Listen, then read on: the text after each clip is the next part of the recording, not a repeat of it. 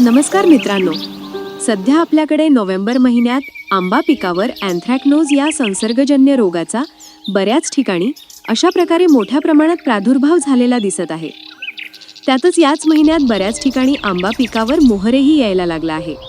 म्हणजेच हा महिना आंबा बागायतदारांसाठी अतिशय महत्त्वाचा आहे. अशा महत्त्वाच्या काळात हा रोग आपल्या आंबा पिकावर येणे म्हणजे दुष्काळात 13वा महिना होय.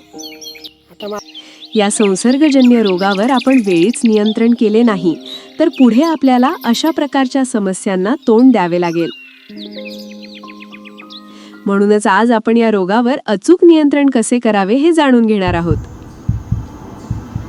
मित्रांनो, आता आपण हा रोग आपल्या पिकावर येण्याची मुख्य कारणे जाणून घेऊया.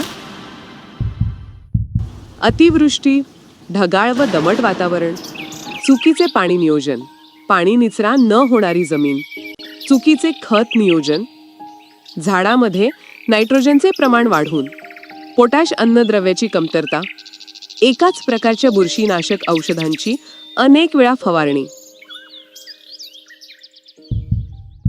मित्रांनो, या रोगाचे नियंत्रण करतेवेळी जर आपल्याकडून चुकीच्या औषधांची फवारणी झाली तर फुलगळ होणे किंवा मोहर येण्याऐवजी झाड पालवीकडे वळण्याची दाट शक्यता असते. मित्रांनो, जर आपण सेंद्रिय शेती करत असाल तर येथे आपण 200 लिटर पाण्यासाठी 400 मिली नीम ऑइल 0.03% EC अधिक 1 लिटर ताक एकत्र करून फवारणी करू शकता. ताकाचा स्वभाव थंड असल्यामुळे फुलगळ होऊ देत नाही. जर आपल्या बागेत मोहर आलेला नसेल, जर आपल्या झाडाची पाने कोवळी असतील तर आपण ताक वापरण्याऐवजी तेथे देशी गाईचे 1 लिटर गोमूत्राचा वापर करू शकता. म्हणजेच झाडाची पाने लवकर जून होऊन झाडाला मोहर येण्यास मदत होईल. मित्रांनो, गोमूत्राचा वास हा झाडाची पाने खाणाऱ्या कीटकांना आवडत नसल्यामुळे ते आपल्या बागेतून पळून जातात.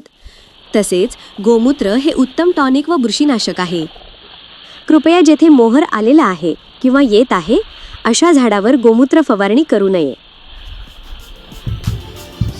मित्रांनो, जर आपण रासायनिक शेती करत असाल तर आपण हेक्झाकोनाझोल 5% SC 1 मिली प्रति लिटर पाणी या प्रमाणात फवारणी करू शकता. दुसरी फवारणी मँकोझेब 75% WP डिथेन M45 2 ग्राम प्रति लिटर पाणी या प्रमाणात फवारणी करू शकता.